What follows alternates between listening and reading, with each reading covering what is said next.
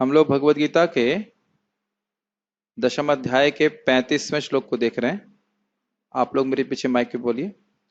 बहुत दूर बैठने की आवश्यकता से नहीं लगती, लेकिन ठीक है, आपकी इच्छा है तो। फाइल है आपके पास? फोन इस्तेमाल कीजिए। हाँ, फोन ले लीजिए। बृहत साम, इनको दे दीजिए, पीताम्बर प्रभु को दे दीजिए फाइल। किसी के पास आप बोलो, कोई तो श्लोक बोलने के लिए होना चाहिए। मिल गया? हाँ। बृहत साम तथा सामनाम बृहत् साम तथा साम्नाम गायत्री छंद सामहम गायत्री छन्दसामहम् मासानां मार्गशीर्षोऽहम् मार्गशीर्षोरसाम् ऋतूनां कुसुमाकरः ऋतूनां कुसुमाकरः। बृहत साम तथा सामनाम, सामवेद की ऋचाओं में मैं बृहत साम हूँ। गायत्री छंद सामहम, छंदस में, छंदों में मैं गायत्री हूँ। मासानाम मार्गशीर्षोहम, सभी महीनों में मैं मार्गशीर्ष, मार्गशीर्ष को क्या कहते हैं? माघ कहते हैं हिंदी में। उस दरवाजे को बंद कर दीजिए। मासानाम मार्गशीर्षोहम, अर्थात मासों में मैं माघ हूं। माघी कहते हैं ना मार्गशीर्ष को, जहां तक मुझे स्मरण आ रहा है। ऋतु नाम कुसुमाकर, सारी ऋतुओं में मैं कुसुमाकर यानी बसंत ऋतु हूं, जिसमें बहुत सारे फूल उगते हैं। तो इन सब वस्तुओं को देख करके हमें भगवान की स्मृति होनी चाहिए। अनुवाद। मैं सामवेद के गीतों में बृहत साम हूं और छंदों में गायत्री हूं। समस्त महीनों में मैं मार्गशीर्ष यानी अगहन तथा समस्त ऋतुओं में फूल खिलने वाली वसंत ऋतु हूं। गीता भूषण टीका। वेदों में मैं सामवेद हूं, यह पहले भी कहा गया था, परंतु यहां भगवान अब विशेष रूप से कह रहे हैं। आपको याद है ना, वेदा नाम सामवेदोस्मि, क्योंकि सारे वेदों में सामवेद वह वेद है जिसमें बहुत सुंदर सुंदर ऋचाएं नहीं गाया जा सकता है। तो गायन की दृष्टि से उत्कृष्टता होने के कारण इनको सामवेद को सारे वेदों में प्रमुख कहा गया। अब कह रहे हैं कि सामवेद में भी जो ऋचाएं हैं उनमें एक बृहत साम ऋचा होती है, वह मैं हूं। साम अर्थात ऋग्वेद के शब्दों पर आधारित गीत। तो इनमें बृहत साम जो त्वाम इधि हवामहे, ऋग्वेद 6.46.1 से प्रारंभ होता है, वह विशेष है क्योंकि इसको रात्रि के अंत में इंद्र की महान शक्ति के गुणगान में गाया जाता है। इन सब के बारे में व्यक्तिगत रूप से हम तो नहीं जानते हैं, जो टीका में है वही प्रस्तुत है कि बृहत साम नाम का एक ऋचा है, या एक ऋचा मतलब एक गीत है जिसको रात्रि के अंत भाग में गाया जाता है इंद्र की पूजा के लिए, और वो बहुत विशेष है। तो इसलिए उसको भगवान की अभिव्यक्ति है, भगवान की विभूति कहलाती है। ठीक है। छंदस अर्थात नियत अक्षर श्लोकों में मैं गायत्री हूं, मतलब जिनका एक नियमित पद होता है उनको छंद कहते हैं। यह उत्कृष्ट है। क्यों उत्कृष्ट है? जरा देखिए, यह उत्कृष्ट है क्योंकि यह तीन द्विजातियों के द्वितीय जन्म का हेतु है। तीन द्विजाति मतलब जिनका दोबारा जन्म होता है। द्विज, द्विज मतलब जिनका दोबारा जन्म होता है। तो ध्यान देने वाली बात यह है कि यह केवल ब्राह्मणों के लिए नहीं है। ब्राह्मण, क्षत्रिय और वैश्य, इन तीनों का द्विजाति संस्कार होना चाहिए। इसीलिए यहां बोल रहा है तीन द्विजातियों के द्वितीय जन्म का हेतु है। हेतु है मतलब इसके द्वारा उनका द्वितीय जन्म होता है, इसके द्वारा उनका महान शुद्धिकरण होता है। तो इसलिए उनको, इसको गायत्री को विशेष कहा गया है। गायत्री के बारे में बहुत अच्छी अच्छी बातें आएंगी। साथ ही श्रुति के अनुसार यह ब्रह्म से अभिन्न है। गायत्री वा इदम सर्वम भूतम यद इदम किंच, गायत्री यह सब कुछ है जिसका भी अस्तित्व है। छांदोग्य उपनिषद। तो ये गायत्री मंत्र बहुत शक्तिशाली है। एक भक्त बता रहे थे, अब कुछ सोच के ही बोल रहे होंगे, कह रहे थे गायत्री मंत्र को थोड़ा सा भी, थोड़ा परिवर्तित करने से वह ब्रह्मास्त्र वाला मंत्र बन जाता है, इतना शक्तिशाली है। सारे मंत्रों में सबसे शक्तिशाली मंत्र गायत्री मंत्र कहा जाता है। अब इसकी ज्यादा व्याख्या इसलिए नहीं कर सकते क्योंकि उन्हीं लोगों के लिए हो सकती है जिनका दूसरा मतलब द्विजाति संस्कार हो चुका है, उन्हीं को गायत्री के बारे में बता सकते हैं। लेकिन एक बात है कि जो गायत्री दिया जाता है वो उससे वो भगवान से अभिन्न है। अब उससे अधिक नहीं बोलेंगे, ठीक है, उससे अधिक नहीं बोल सकते।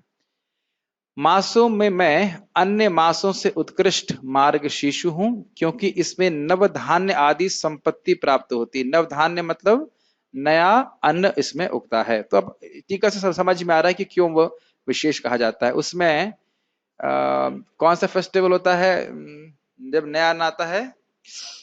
एक तो हम लोग पंजाब में कौन सा फेस्टिवल मनाते हैं?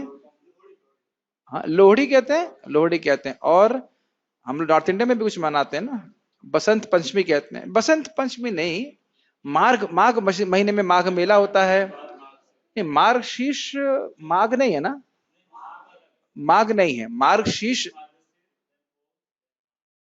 कार्तिक, मार्गशीर्ष, पौष और फिर मार्ग। हाँ, तो ये गलत हुआ।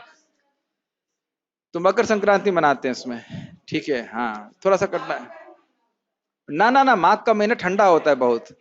माघ के महीने में तो इलाहाबाद में माघ का मेला लगता है, बहुत ठंडा होता है। वो नहीं, मार्गशीर्ष सही कह रहे हैं, कार्तिक के बाद। हाँ, यही बात बोल रहे हैं। यहाँ पे नवधान की प्राप्ति होती है, चावल की कटाई होती है उस समय, तो धान इत्यादि प्राप्त होता है, तो इसलिए उसको स्पेशल कहा जाए। यस प्रभु। रोज इट इज ये बहुत अच्छा महीना है साउथ इंडिया में। सब इसको इस महीने में इट इज बहुत ही अच्छे गानों से भगवान को वो अच्छे अच्छे गीत गाते हैं भगवान के लिए इस महीने में। ओके। और फ्लावर्स भी ऑफर करते हैं फ्लावर्स अच्छे अच्छे इस महीने में स्पेशली माना जाता है। ठीक। ऋतुओं में मैं बसंत हूं, क्योंकि इसमें ना तो अधिक गर्म होता है और ना अधिक ठंडा। साथ ही इसमें सुगंधित पुष्प प्रकट होते हैं और मेरे लिए बहुत से उत्सव होते हैं। एक छोटा सा क्विज है, बसंत ऋतु में भगवान के लिए कौन कौन से उत्सव हैं जो हम जानते हैं? पहली बात तो ये दिक्कत होगी हमें जानने की, बसंत ऋतु होती कौन सी है? नवंबर, जनवरी, फरवरी हो तो समझ में आता है। फाल्गुन और चैत्र, तो उसको बसंत ऋतु कहते हैं। बसंत, तो खैर अब इस पे बहुत सारा बहस हो जाएगी, लेकिन आप एक रिसर्च है, कल की क्लास से पहले कुछ आप सोच सकते हैं कि बसंत ऋतु में भगवान के लिए कौन से उत्सव होते हैं। बसंत पंचमी है, लेकिन चलिए ठीक है। तात्पर्य, जैसा कि भगवान स्वयं बता चुके हैं, इतना तो समझ में आता है कि बसंत में बहुत सारे फूल उगते हैं, ये तो ठीक है, और उनको भगवान के लिए अर्पित कर सकते हैं। तात्पर्य, जैसा कि भगवान स्वयं बता चुके हैं, वे समस्त वेदों में सामवेद हैं। सामवेद विभिन्न देवताओं द्वारा गाए जाने वाले गीतों का संग्रह है।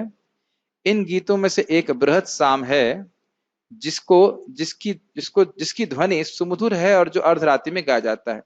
और किसके लिए गाया जाता है? इंद्र के लिए गाया जाता है। उसकी हम लोग व्याख्या कर चुके हैं। ठीक। संस्कृत के काव्य के कुछ कहना चाहते थे आपको बृहत साम के बारे में? अच्छा, तो माता जी कह रहे हैं कि राग भैरवी आधी रात में गाया जाता है, तो ये बृहत साम में गाया जाता है। ठीक है, ऐसा होता है, स्पेशल होता होगा कुछ। एक मिनट। इसको क्या प्रॉब्लम हो गया? मेरा फोन दे सकते हैं?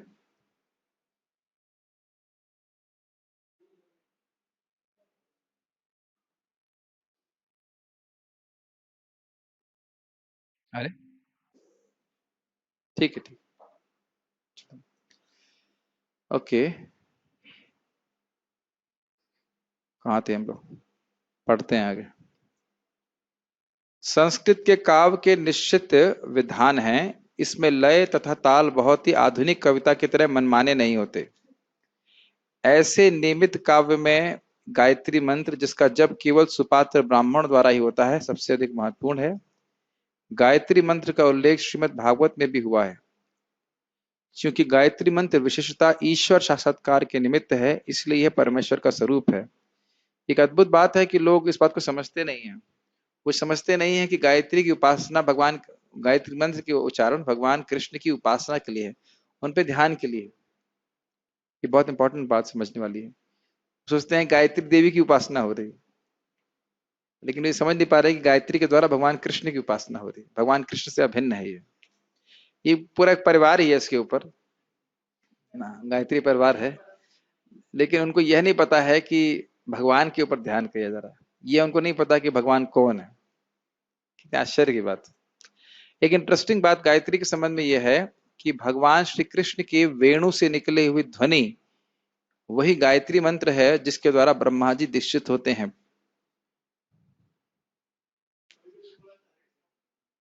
गायत्री की ध्वनि भगवान वो भी है, भक्तों से सुना है तो प्रमाण ही है। अभी याद नहीं आ रहा पूरी तरह से किसका रेफरेंस, लेकिन पढ़ा है, सुना है कि ओम की व्याख्या गायत्री है, और ये तो जीव गोस्वामी जी एक्सप्लेन करते हैं इसको किस प्रकार से, कि गायत्री की व्याख्या श्रीमद् भागवतम है, इस प्रकार से होता है। टीका में 1.1.1 की टीका में बताते हैं, ठीक है। और ये श्रीमद् भागवतम का लक्षण है एक कि वो गायत्री, एक शब्द संस्कृत का आता है गायत्री व्याख्यान, ऐसा कुछ है कि गायत्री मंत्र का व्याख्यान है श्रीमद् भागवतम, ऐसे, ठीक है। कहाँ थे प्रभुपाद जी, इस बात को प्रथम स्कंद के तात्पर्य में भी कहते हैं कि जब कोई व्यक्ति गायत्री मंत्र उच्चारण करने में सफलता प्राप्त करता है तो वह भगवान की स्थिति को समझ पाता है। तो ऐसा नहीं कि चाय पिए और प्याज खाएं और उसके बाद गायत्री मंत्र करें। हमारे दादाजी ऐसा करते थे, तो उसमें कुछ पता नहीं था, प्याज लहसुन भी खूब घोंट घोंट के खा रहे हैं और गायत्री मंत्र का जप कर रहे हैं, तो यह उचित नहीं है। बहुत शुद्ध आचरण चाहिए, जैसे प्रभुपाद बोल रहे हैं ब्राह्मणों को ही दिया जाता था, अर्थात वह शुद्ध आचरण वाले होने चाहिए। ऐसा नहीं कि कोई कुछ भी खा रहा है और मंत्र का उच्चारण कर रहा है, ऐसा फिर लाभ नहीं करता, ठीक है। यह मंत्र आध्यात्म में उन्नत लोगों के लिए है, स्पष्ट है।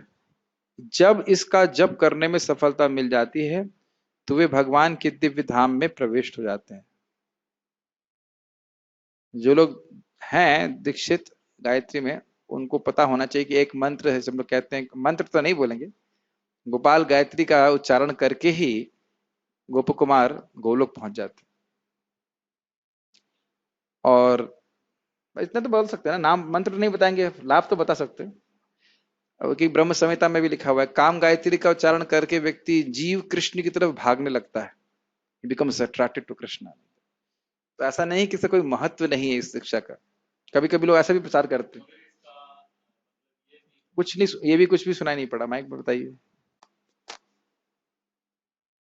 कभी कभी लोग कहते हैं भाई इसका कोई महत्व नहीं है, पर महत्व नहीं तो ऐसे दे रहे हैं दीक्षा, केवल केवल डीटी वर्शिप के लिए दीक्षा दे रहे हैं, ऐसा नहीं। गुरु है। महाराज जब दीक्षा दिए तो ये बात बहुत कंफर्म किए, एक रूम के अंदर पूरा बंद करके बोले कि अगर इसका कोई मिसयूज या कुछ गलत तरीके से इसका कोई मैंने उच्चारण भी करे तो इसका गलत असर भी होगा, गलत असर पड़ेगा, और इसीलिए आवश्यक है कि ट्रेनिंग दी जाए पहले, ठीक है। ऐसा नहीं कि हर किसी को दिया जाए। और ये भी है कि जो इच्छा हो वो पूर्ण कर सकता है, ठीक है। अब दिक्कत ये है, अगर भौतिक इच्छाएं बहुत ज्यादा हैं तो फिर वह इच्छाएं पूर्ण हो जाएंगी। सनक सनातन प्रभु से मजाक करते हैं कि कुछ ब्रह्मचारियों का जब सेकंड इनिशिएशन होता है तो उसके बाद शादी हो जाती है। क्योंकि वह भौतिक इच्छाएं अगर तिरोहित नहीं हुआ है तो जब कर रहा है तो फिर वो पूर्ण होने लग जाएगा।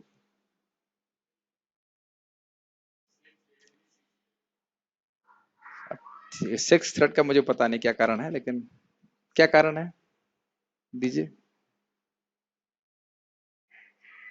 एक्चुअली जो ब्रह्मचारी है, हाँ जैसे मुझे माना आप मायापुर गुरुकुल वगैरह देखेंगे तो उनका 3 थ्रेड है उसमें, मतलब जैसे हाँ 3 रहता है, तो वो सिर्फ एक ही आश्रम का दायित्व में है। तो जब मतलब जैसे कोई आगे चल के अगर मतलब गृहस्थ आश्रम को प्रवेश करेगा तो माइक पे उनको बोलिए, पास सुनाई कुछ भी नहीं पड़ेगा। हाँ तो उनको अपने पत्नी का भी भार मैंने उनके लिए उनके ये से करना पड़ता है, तो इसलिए चलिए ठीक है, ये तो सब उन लोगों को जानने की जरूरत ही नहीं है, ठीक है। अब चलिए ठीक है, इस पर ज्यादा विचार न करें। 6, 9, 3 में पॉइंट ये है कि सारी इच्छाओं को पूर्ण करने वाला है। माइक पे बोलिए, ऑन करिए, ऑन कर लीजिए। ब्राह्मण दीक्षा नहीं लेगा तो क्या वो भगवत प्राप्ति नहीं कर सकता? नहीं, ऐसा नहीं, ऐसा नहीं है। देखिए हरिदास ठाकुर जी की ब्राह्मण दीक्षा नहीं हुई थी। क्या है, नाम अपने आप में शक्तिशाली है भगवत प्रेम देने के लिए, लेकिन कहने का अर्थ है कि यह मंत्र कोई हल्का मंत्र नहीं मानना चाहिए, ये भगवान से अभिन्न है, ये बात बोली जा रही है। यह मंत्र आध्यात्म में उन्नत लोगों के लिए है। जब इसका जप करना है, पढ़ लिया हमने। गायत्री मंत्र के जप के लिए मनुष्य को पहले सिद्ध पुरुष के गुण या भौतिक प्रकृति के नियमों के अनुसार सात्विक गुण प्राप्त करने होते हैं। समझ में आ रहा है ना? सतगुणी आचरण नहीं है तो फिर ये लाभान्वित नहीं होगा। हरे कृष्ण मंत्र में ऐसा कोई दिक्कत नहीं, ठीक है, किसी को भी आप दे सकते हैं। वैदिक सभ्यता में गायत्री अत्यंत महत्वपूर्ण है और उसे ब्रह्म का नाद अवतार माना जाता है। ब्रह्म का नाद मतलब भगवान का शब्द अवतार माना जाता है। ब्रह्मा इसके गुरु हैं और शिष्य परंपरा द्वारा यह उनसे आगे बढ़ता है। ब्रह्मा इसके गुरु हैं मतलब भगवान कृष्ण ने सबसे पहले ब्रह्मा जी को यह ज्ञान दिया, गायत्री दिया, और फिर उसके बाद उन्होंने अपने शिष्यों को ये दिया। मासों में अगहन यानी मार्गशीर्ष मास सर्वोत्तम माना जाता है, क्योंकि भारत में इस मास में खेतों से अन्न एकत्रित किया जाता है और लोग अत्यंत प्रसन्न रहते हैं। निसंदेह वसंत ऐसी ऋतु है जिसका विश्व भर में सम्मान होता है, क्योंकि यह ना तो बहुत गर्म रहती है न सर्द, और इसमें वृक्षों में फूल आते हैं। वसंत में कृष्ण की लीलाओं से संबंधित अनेक उत्सव भी मनाए जाते हैं, अतः इसे समस्त ऋतुओं में से सर्वाधिक उल्लासपूर्ण माना जाता है और ये भगवान कृष्ण की प्रतिनिधि है। तो उसमें कोई खास हमें समझाना नहीं है, तो स्पष्ट है। आप ये मत सोचिएगा कि क्लास समाप्त हो गई है, एक फाइल और भेजी गई है। ये बड़ा अच्छा है, बहुत अच्छा श्लोक है। द्यूतं छलयतामस्मि द्यूतं छलयतामस्मि तेजस्तेजस्विनामहम् तेजस्तेजस्विनामहम् जयोऽस्मि व्यवसायोऽस्मि जयोऽस्मि व्यवसायोऽस्मि सत्वं सत्त्ववतामहम्। सत्वं सत्त्ववतामहम्। छलने वालों में मैं द्यूत क्रीड़ा हूं। ठीक है, इस पे कुछ टीका किया जा सकता है, अभी करते हैं थोड़ा सा। तेजस तेजस्विनाहम, तेज मतलब देखिए, तेज मतलब यहाँ चमक धमक बोला गया है, लेकिन तेज का अर्थ है दूसरों पर प्रभाव डालने की क्षमता। दूसरों पर प्रभाव डालने की क्षमता को तेज कहा जाता है। जयोस्मी व्यवसायोस्मी, जो लोग जय प्राप्त करना चाहते हैं उनका मैं वह प्रयास हूं जो सफल होता है। जय प्राप्त करना चाहता है, विजय प्राप्त करना चाहता है, बहुत प्रयास कर रहा है, तो उन जिन प्रयासों के में अंततोगत्वा वह सफल हुआ, वह प्रयास भगवान है। सत्वम सत्वतामहम, एक मिनट, सत्व का अर्थ क्या है? बलवानों का। सत्व मतलब जो बलवान है उनका बल मैं हूं। ठीक है, मैं छलियों में जुआ हूं और तेजस्वियों में तेज हूं, मैं विजय हूं, साहस हूं और बलवानों का बल हूं। गीता भूषण टीका। एक दूसरे को छलने वालों में मैं द्यूत क्रीड़ा हूं, जिसके द्वारा वे अपना सब कुछ खो देते हैं। इस पर थोड़ी व्याख्या करना चाहते हैं। देखा तो नहीं है, मैंने सुना है ऐसा, लास वेगस नाम का एक अमेरिका का स्थान है जहां बहुत सारे जुआ घर हैं।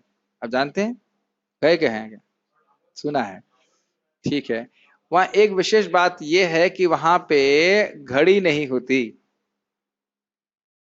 घड़ी नहीं होती उस जुआ घर में, घड़ी नहीं होती, क्योंकि लोगों को याद ही न रहे कि कितने समय से वो जुआ खेल रहे हैं। पता नहीं कोई गया है? आप गए हैं Las Vegas, Uddhav Kirti Prabhu? Yes no, कुछ तो बताइए। No, good boy. तो पता नहीं, रोणी नंदन प्रभु से पूछिएगा, हमको तो पता नहीं, लेकिन सुना है मैंने ऐसा। बहुत सबसे बड़े जुआ घर वहां पे हैं। ऐसा सत्य बात है प्रभु जी कि जुआ घर वहां पे उसमें क्लॉक नहीं होती, ऐसा है सत्य बात? ओके, प्रभु जी हमारे इसमें अथॉरिटी है तो बताएंगे। हम लोग तो गांव वाले हैं, हम क्या समझाने के इसके बारे में। लेकिन ये मैंने भी अनुभव किया है कि जब लोग ताश खेलते हैं तो कितना घंटा निकल जाता है मालूम नहीं चलता। 8 घंटे 10 घंटे खेलते रहते हैं। अब देखिए इस पे कितने उत्साहित है लोग टीका करने के लिए, लेकिन बोलिए। मैंने मेरे मामा जी को देखा था, सुबह 8 बजे उठेंगे, व्हाइट पजामा कुर्ता पहनेंगे, नहा धो के पत्ते खेलने जाएंगे पेड़ के नीचे, फिर दोपहर को 1 बजे आएंगे, खाना खाएंगे, फिर जाएंगे, फिर शाम को आएंगे। यस, मतलब और 10-12 इस घंटे प्रकार से अपने मानव जीवन का ही जुआ खेल देते हैं। वैसे इसमें बहुत कुछ कह सकते हैं। एक कि कोई व्यक्ति अगर भगवान से धूर्तता करना चाहता है वो कभी नहीं कर सकता, कभी नहीं कर सकता। एक और बात कहना चाहेंगे कि हम धोखा किसी को नहीं दे सकते, केवल स्वयं को धोखा देते हैं। ये सब बातें तो टीका ही मतलब बोल देना ही सफिशिएंट है।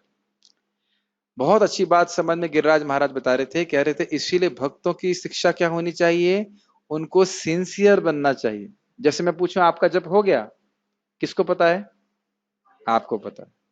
समझ रहे, मेरा जप हो गया, मुझे पता है, और उसको मैं किस प्रयास के संग कर रहा हूं। ये सारी बातें का में किसी भी वक्त को आप कभी चेक नहीं कर सकते हो कितने माला कर रहा है, और फिर यह तो आप कभी भी नहीं करा सकते हो कि तुम ध्यान पूर्वक करो। तो इसीलिए केवल प्रेरणा दी जा सकती है, सिंसियर होने की ट्रेनिंग दी जा सकती, नहीं तो धोखा तो हम स्वयं का। जिस व्यक्ति को थोड़ा थोड़ा अनुभूति होने लगे कि भाई जगत में मैं सुखी नहीं रह सकता, एक के बाद एक कष्ट है, वह सिंसियरली भजन करेगा। सिंसियरली मतलब बिना धोखे, ईमानदारी के संग, बड़े निष्ठा पूर्वक भजन करेगा, भक्ति करेगा, है कि नहीं? जैसे हम लोग बीमार हो जाते हैं तो स्वाभाविक रूप से हम लोग धोखा नहीं करते ना, हम स्वाभाविक रूप से, जैसे आप देखो आप लोग प्रसाद पा रहे थे, मुझे कुछ थोड़ा प्रॉब्लम है, मैं ठीक है भाई दाल रोटी खाऊंगा, ये सिंपल खाऊंगा कि मुझे ठीक होना है। ऐसा नहीं है कि आप लोगों के सामने तो हम ये खाएं और रूम में जाकर के कुछ पकौड़ा खाना खाना चालू कर देंगे। किसको किसको कष्ट प्राप्त होगा? किसको होगा? आप लोगों को होगा, है ना? नहीं, केवल मुझको प्राप्त होगा। और ये बात ध्यान रखें कि कलयुग में सारे धर्म के पॉइंट चले गए, चारों पॉइंट चले गए। क्या क्या चार पॉइंट है धर्म के? सत्य, दया, तपस्या और शौच। तो तीनों समाप्त हैं, केवल एक पॉइंट रह गया है और वो है सत्य। ईमानदारी से भक्ति करे तो भगवान की प्राप्ति हो जाएगी। और आपको याद है ना, भगवान की प्राप्ति के लिए तीन पॉइंट क्या थे? निष्कपटता, निरंतरता और अनुकूलता। निष्कपटता, इसको भी आगे भी बोला गया है, निर्व्यलीक भजन। भगवान कृष्ण का ब्रह्मा जी ने निर्व्यलीक मतलब बिना कपट किए भजन किया तो भगवान उनके सामने प्रस्तुत हुए। भगवान तो हृदय में है, तो स्वाभाविक रूप से मतलब सिंसियरली कह सकते हैं, वाकई मुझे अगर भगवान को प्राप्त करने की इच्छा है तो भगवान मेरी मदद करेंगे। नहीं छल करना चाहते हैं, कोई उदाहरण है कि जो भगवान से छल करना चाहता हो और भगवान ने छल किया? छल किया मतलब उसे धोखा दे दिया? याद नहीं आ रहा। भगवान से वो छल करने का प्रयास कर रहा था। हाँ, याद आ गया, दुर्योधन।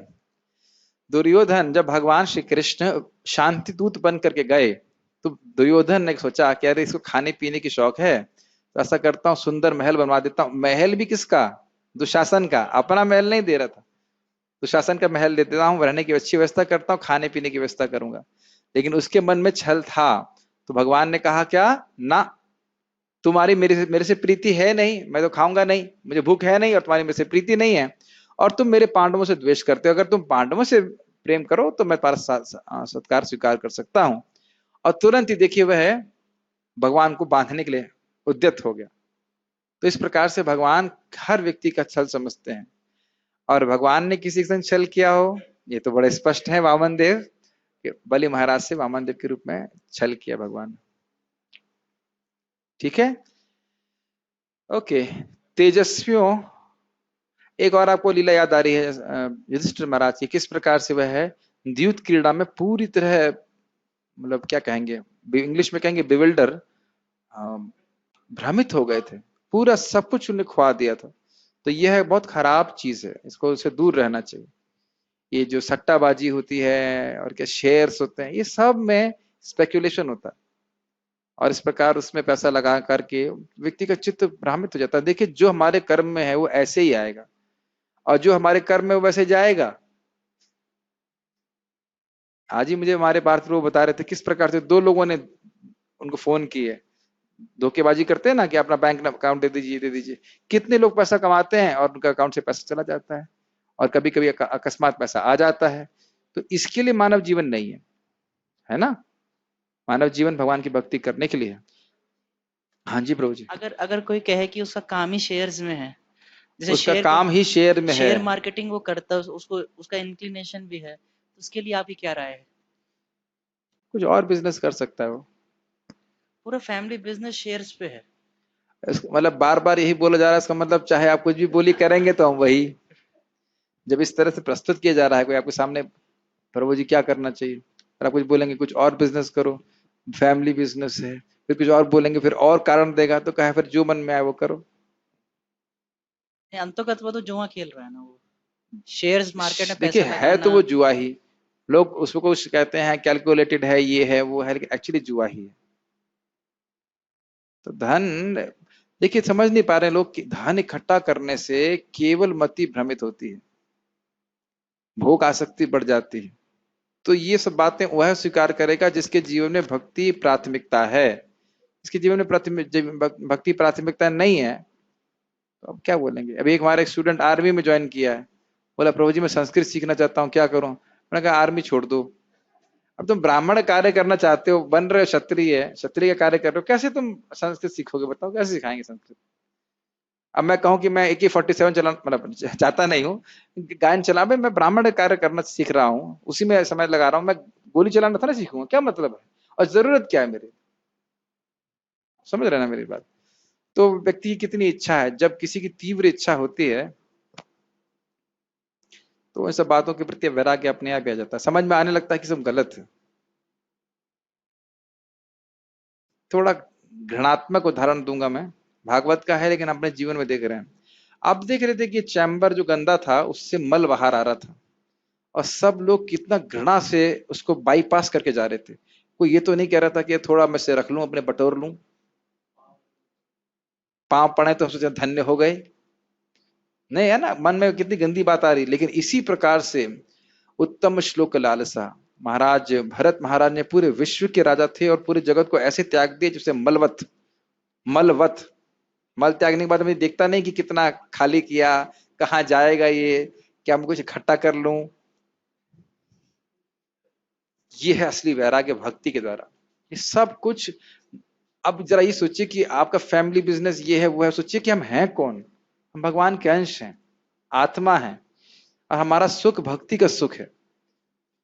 तो हमें कम से कम समर्थन नहीं देना चाहिए ऐसे लोग, उनको जो कुछ करना है सो करें, लेकिन वो गलत कार्य करेंगे और हम उनका समर्थन करेंगे तो उसका पाप हमारे सर पे आएगा। ठीक है, बाकी इसको जो करना है वो करता ही है।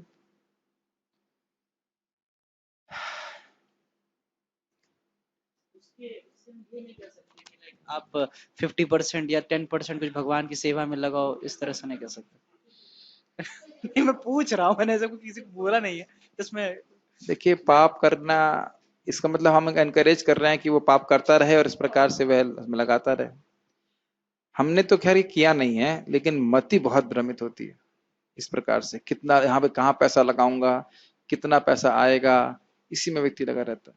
और स्वाभाविक सी बात है, मंदिर में धन आ रहा है उसमें शेयर का पैसा भी आता है, लेकिन मंदिर वाले नहीं बोल रहे हैं शेयर में लगाओ, शेयर में लगाओ। उस धन का उपयोग भगवान की सेवा में कर देते हैं, अलग बात है, लेकिन स्वयं नहीं बोल रहे हैं कि शेयर में लगाओ, शेयर में लगाओ। मुझे एक चीज और देखे तो ऐसे हर बिजनेस में जो भी है सब में ये होगा या नहीं होगा, जैसे सोने चांदी का बिजनेस ठीक देखे है, उसमें सोना ऊपर चांदी का नीचे। बिजनेस है, लेकिन ये वाणिज्य जो है ये भगवान के द्वारा अलाउड है, शास्त्र के द्वारा अलाउड है। कपड़े का बिजनेस, ये सोना चांदी का बिजनेस, ये सब प्रमाणिक है। गेहूं इत्यादि का बिजनेस, ये सब अलाउड है। रिस्क तो है जगत में, हर जगह है, लेकिन ये तो केवल धोखाधड़ी है एक्चुअली। कौन मानेगा, लेकिन धर्म की बात कौन मानता है? और जो प्रॉपर्टी का बिजनेस करते हैं ये तो इसमें कोई दिक्कत नहीं, तो चलता ही आ रहा है, इसमें क्या दिक्कत है? आज से तो ना जमीन बेच रहे हैं लोग, जमीन तो बहुत सामान से बेच रहे हैं, वो कोई बड़ी बात है ना। शेयर्स को जुआ ही बोला जाता है। चलिए, अब इस पे पूरी क्लास गीता की नहीं दे सकते, लोग स्वीकार नहीं करना चाहते तो ना स्वीकार करें, है कि नहीं? जो लोग जिनको आप कल्टीवेट कर रहे हो वो ना स्वीकार कर रहे हैं तो क्या कर सकते हैं? मत स्वीकार करो।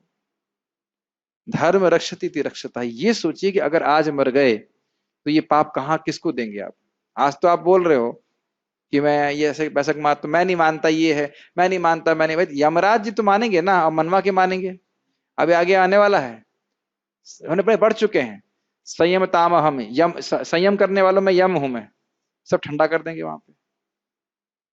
तो सारी बातों में मूल बात यह है कि व्यक्ति समझ नहीं पा रहा है कि मानव जीवन का उद्देश्य क्या है। बस सीधी बात ये, मानव जीवन का उद्देश्य पैसा कमाना नहीं है, जीवन में भगवत प्रेम प्राप्ति करने में जितना हम आगे बढ़ सके, कम से कम इतना तो बढ़ सकें, ये बात है। और ये नहीं समझेंगे तो फिर कोई जस्टिफिकेशन नहीं किसी भी बात का। ठीक है,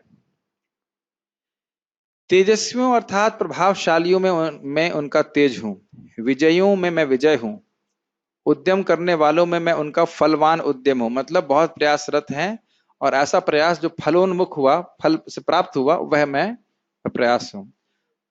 यस ट्रू, कुछ कह रहे थे? जैसे मान लो कोई किसान खेत में काम कर, उसको अनाज मिलेगा, वो फल भगवान है। यस यस यस, बहुत अच्छी बात आप बोल रहे हैं। किसान का नाम लिए तो मुझे एक बात याद आने लगी कि भगवान की भक्ति और देवताओं की भक्ति में और कर्मों में क्या अंतर है। देवताओं की भक्ति कर रहा है या कुछ कर्म कर रहा है तो कैसा है? कृषिवत।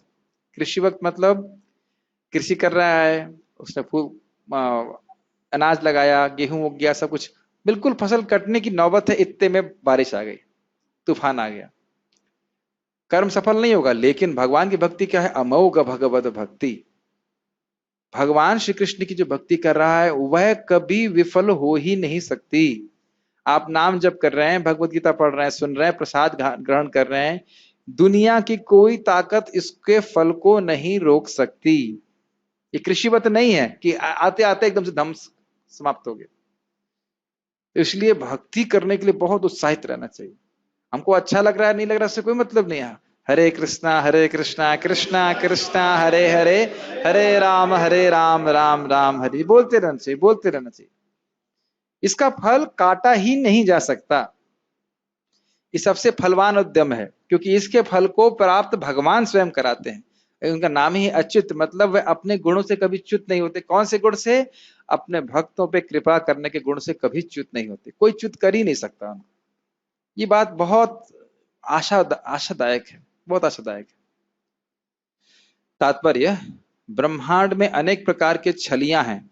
समस्त छल कपट कर्मों में द्यूत क्रीड़ा यानी जुआ सर्वोपरि है, और यह कृष्ण का प्रतीक है। हाँ, अब एक चीज है, जो गलत तरह से गीता पढ़ रहा है, कह रहे देखो प्रभु जी, जुआ कृष्ण का प्रतीक है। और कोई बारे में, खेती के बारे में नहीं बोल रहे भगवान, लेकिन जुए के बारे में बोल रहे हैं। तो शेर मान लो आप कह रहे हो कि ये जुआ खेलना है, तो देखिए मैं तो कृष्ण का स्मरण कर रहा हूं उसके द्वारा। ये गलत एप्लीकेशन है, ठीक है। क्यों कृष्ण का प्रतीक है? क्योंकि यह है उसके द्वारा वे अपना सब कुछ खो देते हैं। क्या शेयर्स में ऐसा नहीं होता? धूम सब समाप्त हो जाता। ये पे विश्वास नहीं है लोगों का, लेकिन देखिए अगर कहीं कदाचित कुछ युद्ध हो जाए तो जितनी भी पैसे की वैल्यू है, कागज की वैल्यू है तथाकथित, वो एकदम जीरो पे आ जाती है, एकदम से धम के नीचे आ जाती है।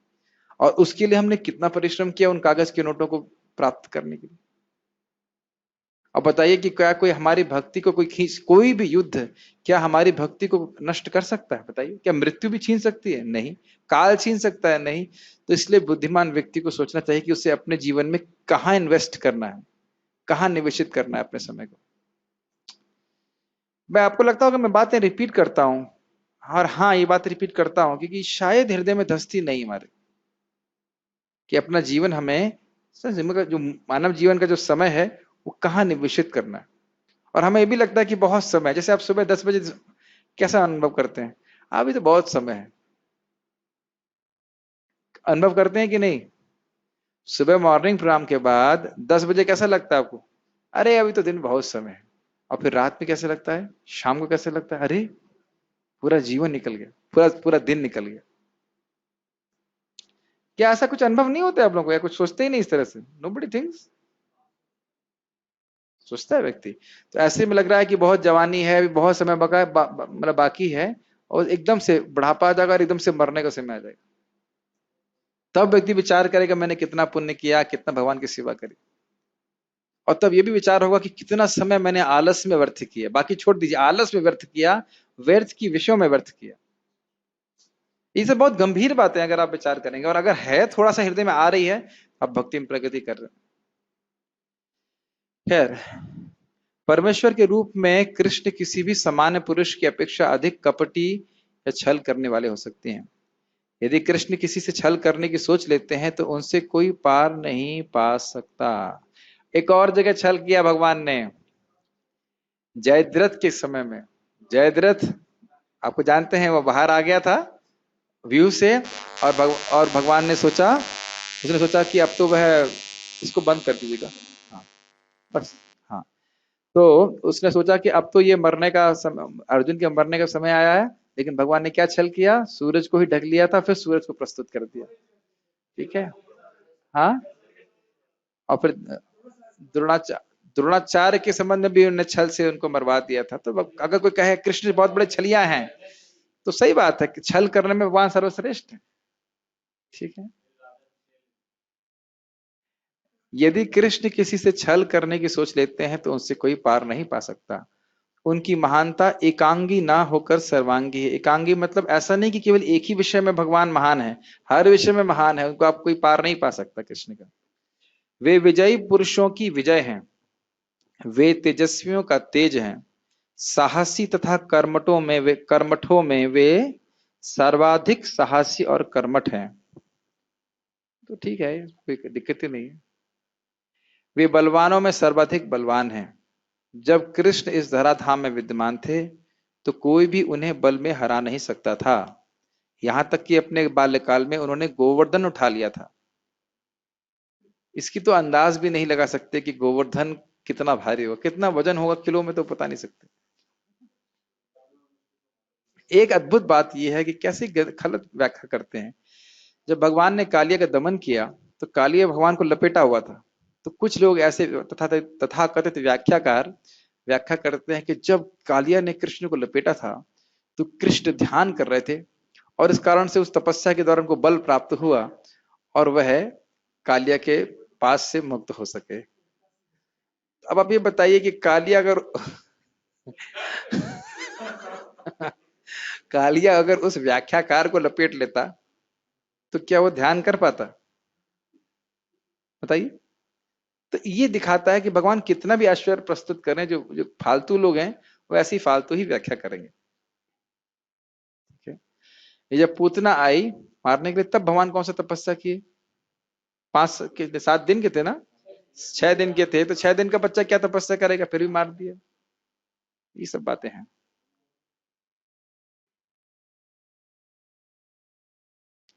एक छल का और लीला याद आ रही है। जब भगवान श्री राम ने माता दुर्गा देवी के संग छल किया था,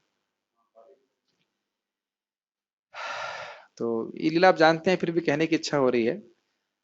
एक बार शिव जी और पार्वती जी जा रहे थे और उन्होंने देखा कि श्री राम जो हैं वे रो रहे हैं सीता जी के विरह में, और फिर शिव जी ने उनको प्रणाम किया दूर से ही। तो दुर्गा देवी को बड़ा आश्चर्य हुआ। दुर्गा देवी अर्थात सती के रूप में, सती को बहुत आश्चर्य हुआ कि भाई ये क्या, एक क्षत्रिय के लड़के को आप प्रणाम कर रहे हैं? तो कहते हैं क्षत्रिय नहीं, ये तो भगवान है। भगवान है?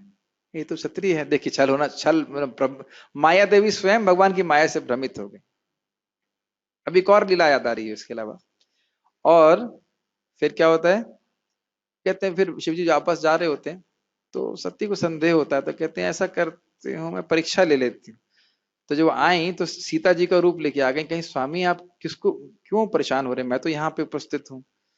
तो भगवान श्री राम ने उनको दिखाया कि माता जी आप यहाँ जंगल में क्यों घूम रही हैं?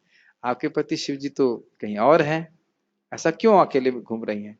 तब वो समझ गए कि साक्षात भगवान है। तो इस प्रकार से वहां भी भगवान ने छल किया, और एक जगह और छल मतलब विडंबन किया, और उसके बाद भगवान कृष्ण ब्रह्मा जी को भ्रमित कर देते हैं। तो इस प्रकार से वो भगवान को भ्रमित करना चाहते थे ब्रह्मा जी, लेकिन भगवान ने उनको भ्रमित कर दिया। तो किसी भी मोहिनी मूर्ति में छल किया, बहुत सुंदर मोहिनी मूर्ति में छल किया। किसको? असुरों को छल किया। ठीक है, नहीं छल नहीं, वहां वो छल नहीं, वो छल नहीं। ठीक है, ठीक है। तो इस प्रकार से भगवान छल करने में भी बहुत हैं, और बल की तो कोई बात ही नहीं है। छोटे बच्चे के रूप में थे और मुष्टि को चानूर सबको फिनिश कर दिया भगवान ने। कंस को एक ही तमाचे में मार दिया। यहां तक कि अपने बाल्यकाल में उन्होंने गोवर्धन उठा लिया था। हम में से किसी को बोल दिया जाए बिना किसी लोड के हाथ ऐसे ऊपर रखो, 7 मिनट नहीं रख पाएंगे हम लोग, बड़ी कठिन हो जाएगा। 7 मिनट नहीं रख पाएंगे। ठाकुर जी पूरा 7 दिन तक गिरिराज रख दी, कल्पनातीत बात। उन्होंने तो कोई छल ना, उन्हें ना तो कोई छल में हरा सकता है, ना तेज में, ना विजय में, ना साहस तथा बल में। ठीक है, एक श्लोक और देखते हैं। मेरे पीछे माइक बोलिए। वृष्णिनाम वासुदेवोस्मि, कृष्णेनां वासुदेवोऽस्मि, पांडवानाम धनंजयः, पाण्डवानां धनञ्जयः, मुनीनाम अप्यहम व्यासः, मुनीनामप्यहं व्यासः, कविनाम उशना कविः, कवीनामुशना कविः। वृष्णियों में मैं वासुदेव का पुत्र बलराम हूं। यहाँ लिखा द्वारकावासी कृष्ण, लेकिन मुझे स्मरण आ रहा है कि हाँ देखिए, अनुवाद जो शब्दार्थ है उसमें थोड़ा ठीक नहीं है, लेकिन आप प्रभुपाद जी का आप तात्पर्य देखेंगे और उसमें तो वो बलराम जी हैं। पता नहीं क्यों द्वारकावासी कृष्ण लिखा है।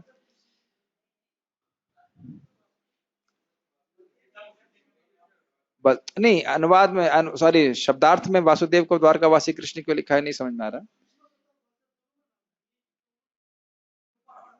पता नहीं, फिर या तो इन्होंने ठीक से लिखा नहीं। इंग्लिश में देखिए क्या लिखा है, वासुदेव कृष्ण इन द्वारका लिखा हुआ है। हाँ, लेकिन टीका में यही है बलराम जी, और प्रभुपाद जी भी इसको बलराम जी ही लिए हैं, तो हम बलराम जी ही लेंगे। विष्णुओं में मैं वासुदेव यानी बलराम हूं। अच्छा है, कम से कम कृष्ण का नाम आ रहा है, कृष्ण बलराम, कृष्ण बलराम, कृष्ण कृष्ण कृष्ण बलराम, ठीक। कृष्ण लिखा है, इसमें भी लिखा हुआ है कृष्ण, लेकिन प्रभुपाद के आप तात्पर्य में देखेंगे तो बलराम जी है। पांडवों में मैं धनंजय हूं। मुनि नाम अप्यहम व्यासा, सारे मुनियों में मैं व्यास हूं। कवियों में मैं उष्णा, मतलब शुक्राचार्य जी। अब इनकी जब टीका देखेंगे तो बड़ा अच्छा है, क्यों ऐसा वो कह रहे हैं। देखिए, मैं विष्णु वंशियों में वासुदेव और पांडवों में अर्जुन हूं। मैं समस्त मुनियों में व्यास तथा महान विचारकों में उष्णा हूं, यानी कि शुक्राचार्य हूं। गीता भूषण टीका। वृष्णि वंशियों में मैं वासुदेव का पुत्र संकर्षण या बलराम हूं। यहां वासुदेव का अर्थ कृष्ण नहीं है, क्योंकि भगवान के स्वरूप को उनकी विभूति कहना ठीक नहीं होगा। समझ में आया? अच्छा, एक इंटरेस्टिंग बात है कि बलराम जी को वासुदेव क्यों कह रहे हैं, क्योंकि वह भी वसुदेव जी के पुत्र थे। किसके द्वारा?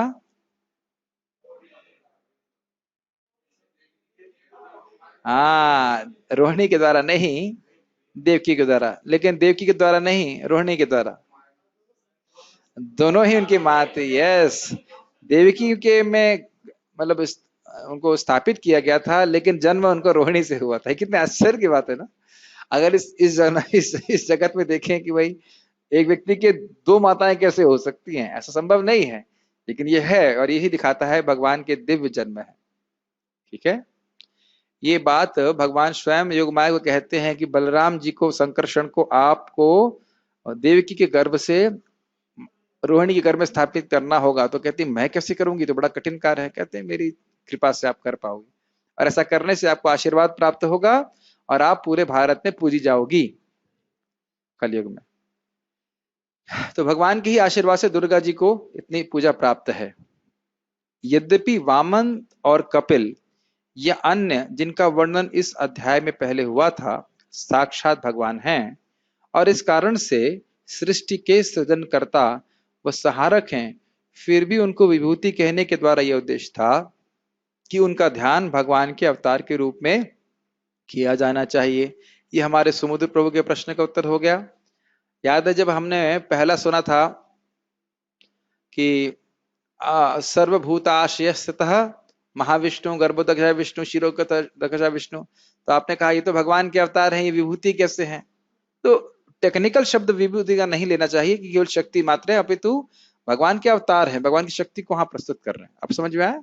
तो ये सब लोग अवतार हैं, इसलिए सिद्धा नाम कपिलो मुनि कहा गया था। तो वहां पे भगवान के अवतार हैं, वो भगवान ही, लेकिन भगवान के अवतार है, इस कारण से वहां पे उनको भगवान की विभूति कहा गया।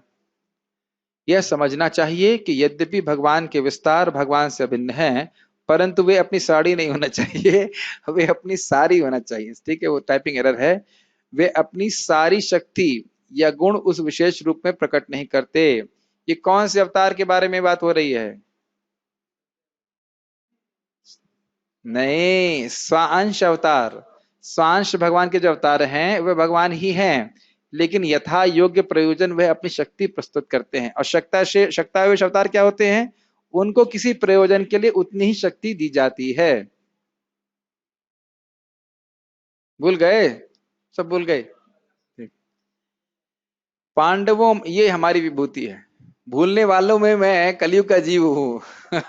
ठीक है, अगली बार भगवान लिखेंगे तो लिख देंगे, तो सब भूलने में बहुत एक्सपर्ट है, मैं उसमें कलयुग का जीव हूं। ठीक है, आई एम कलयुगाइट्स, अमंग भूलने वाला। पांडवों में मैं अर्जुन हूं, क्योंकि तुम मेरे अवतार के रूप में उत्कृष्ट हो, जबकि अन्य पांडव नहीं हैं। ये बात कितनी इंटरेस्टिंग है ना। नर नारायण के रूप में जो नर हैं उनके अवतार अर्जुन है, इसलिए बोल रहे हैं कि पांडवों में मैं अर्जुन हूं। कितना, ये मुझे बहुत अच्छी व्याख्या लगी थी। नोट, नर नारायण में अर्जुन नर हैं, यद्यपि नर जीव हैं, फिर भी इन दोनों को एक ही अवतार माना जाता है। लघु भागवतामृत के अनुसार है ये नर नारायण, लेकिन इनको एक ही अवतार माना जाता है। और नर जीव है, नारायण विष्णु तत्व है। लेकिन इनको एक ही अवतार माना जाता है, तो नर को भी भगवान का अवतार माना जाता है और वो है अर्जुन। इस कारण से उनको स्पेशल मुख्य रूप से कहा जा रहा है। आध्यात्मिक विषयों, हाँ ये बहुत अच्छा है।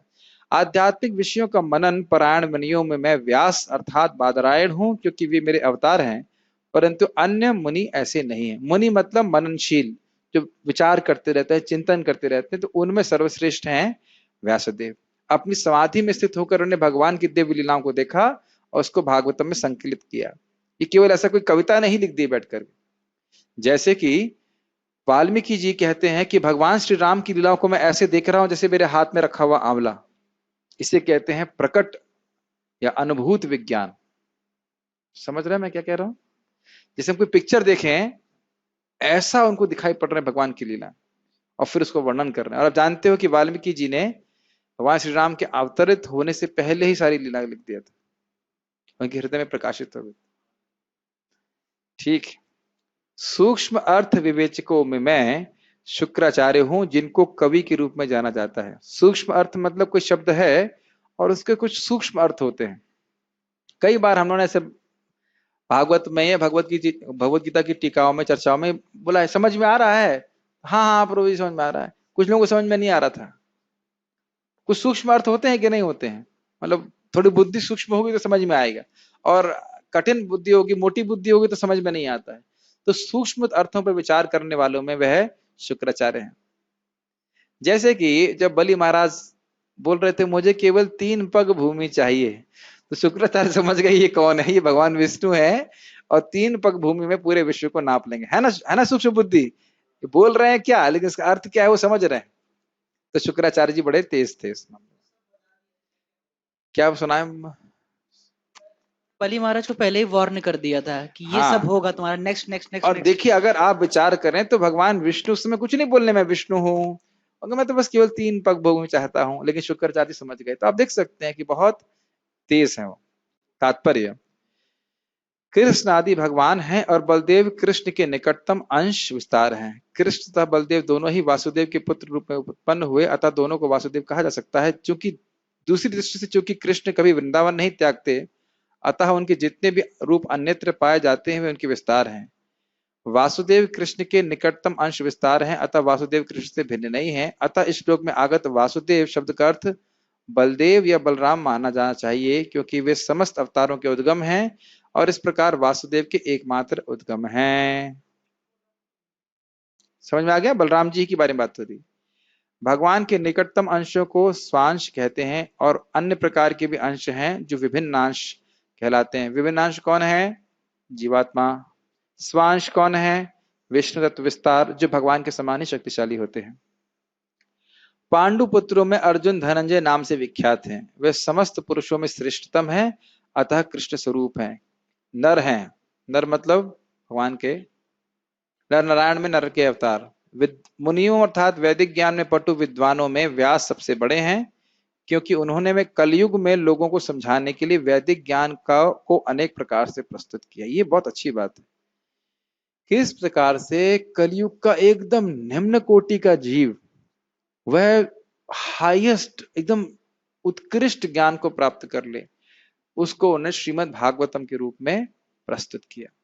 वैसे तो महाभारत के रूप में प्रस्तुत किया, लेकिन उससे भी श्रेष्ठ श्रीमद् भागवतम को कलयुग के जीवों को दिया उन्होंने। बहुत विशेष उनका योगदान था। और व्यास को कृष्ण की अवतार की भी माना जाता है, अतः वे कृष्ण स्वरूप हैं। कविगण किसी विषय पर गंभीरता से विचार करने में समर्थ होते हैं। ये बहुत इंपॉर्टेंट गुण है भक्तों का। कवि होना मतलब ये नहीं केवल कविता ही बोलना, अभी तो किसी विषय पे बड़ी गंभीरता से विचार करने की शक्ति। इस पे महाराज बता रहे थे कि इंग्लैंड में कोई फिलोसोफर है और उसका वक्तव्य ये है कि इस जगत में प्राय लोग सोचते नहीं है। जैसे एक भक्त अपनी ताई जी को पूछ रहे थे, आपने मुझे बर्थडे विश किया तो क्यों किया? उन्होंने कहा तुम्हारा हित चाहती हूँ। तो मेरा हित किस में है? नहीं पता। तो हित चाहती हो तो ये तो पता होना चाहिए ना हित किस में है। तो कुछ खाली यानी वो शब्द बोल रहे हैं, गंभीरता से विचार नहीं करते हैं कि इन शब्दों का महत्व क्या है कि नहीं? तो जब हम भक्ति बनते हैं या भक्त करने का प्रयास करते हैं तो विचारों की कुछ गंभीरता आती है। आनी चाहिए अगर हम भक्ति कर रहे हैं। मैं कुछ कर्म कर रहा हूं, इसका क्या प्रभाव होगा मेरे जीवन पे, है कि नहीं? तो वो बता रहे थे कि इस जगत में प्राय लोग सोचते नहीं है, और मैं हफ्ते में एक बार सोचता हूं तो लोग मुझे बहुत बड़ा दार्शनिक मानते हैं। ये स्थिति। और महाराज बता रहे थे बहुत अच्छा कि भक्ति में आने के बाद हर क्षण आप सोचने लगते हो, ये गुण आ ही जाता है। भक्तों का संग करके, जप करके हृदय शुद्ध होता है तो ये विचारशीलता आने लगती है। ऐसा नहीं करिए हम व्यास आसन पे बैठे हैं तो ही विचारशीलता होती है, ऐसा नहीं है। आदमी विचार करता है कि भाई मेरे को क्या, मैं कर रहा हूं उससे क्या लाभ होगा मेरे को। कवियों में उष्णा अर्थात शुक्राचार्य असुरों के गुरु थे। वे अत्यधिक बुद्धिमान तथा दूरदर्शी राजनेता थे। इस प्रकार शुक्राचार्य कृष्ण के ऐश्वर्य के दूसरे स्वरूप है। ठीक है, okay, so we shall stop here. कोई प्रश्न है? श्रीमद् भगवद गीता की जय। श्रील प्रभुपाद की जय।